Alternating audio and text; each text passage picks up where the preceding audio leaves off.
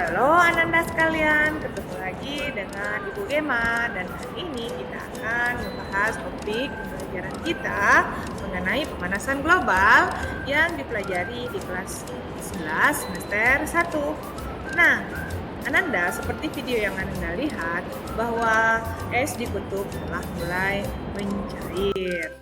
Nah, jadi mari kita kenali bumi kita hari ini dan kita bisa lihat, kita bisa pikirkan, kenapa sih es di kutub terus mencair?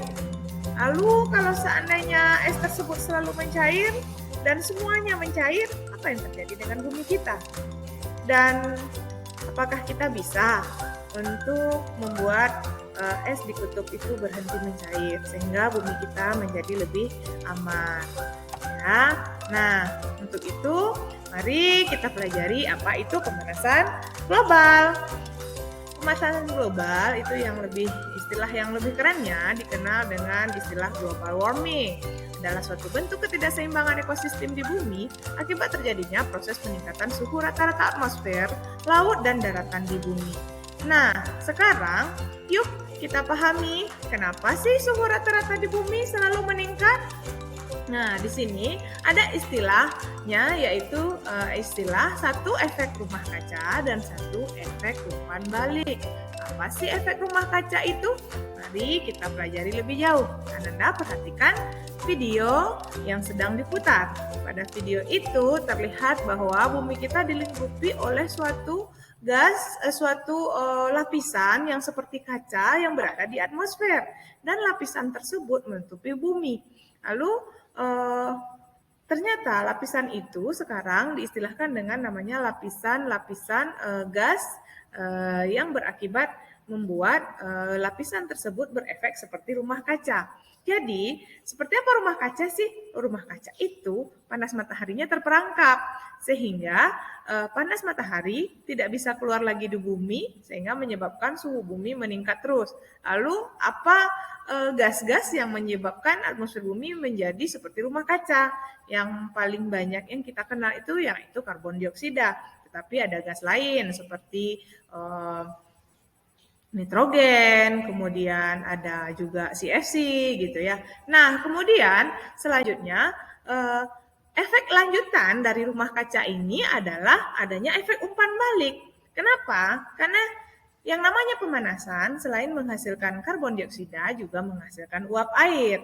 Dan ternyata uap air sendiri setelah menjadi uap, dia juga berakibat efeknya seperti rumah kaca. Bahkan ada orang yang bilang bahwa efek rumah kaca yang ditimbulkan oleh uap air atau H2O itu justru lebih besar daripada karbon dioksida itu sendiri atau gas-gas rumah kaca yang lain. Nah, lalu karena ternyata apa yang terjadi jika efek rumah kaca ini tidak berhenti dan selalu, sebenarnya efek rumah kaca itu punya dampak positif. Awalnya efek rumah kaca berguna untuk menstabilkan suhu di bumi agar bumi tidak terlalu dingin. Tetapi karena sekarang gasnya sudah terlalu banyak, maka akhirnya terjadi pemanasan yang di luar kebiasaan sehingga bumi menjadi tidak stabil. Akibatnya ada dampak-dampak tertentu loh dari pemanasan global ini. Apa saja? Nah, yang pertama itu iklim yang tidak stabil.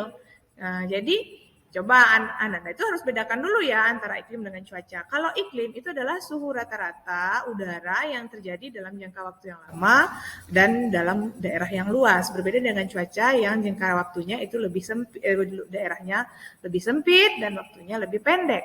Nah, dalam iklim ini sekarang iklim dunia atau iklim global itu susah diprediksi. Jadi kapan musim hujan, kapan musim kemarau, kemudian kapan terjadi musim dingin, itu bergeser berbeda dengan beberapa puluh tahun sebelum ini. Dengan mudahnya orang bisa memprediksi bahwa besok musim kemarau, tanggal sekian sampai tanggal sekian musim hujan, seperti itu ya.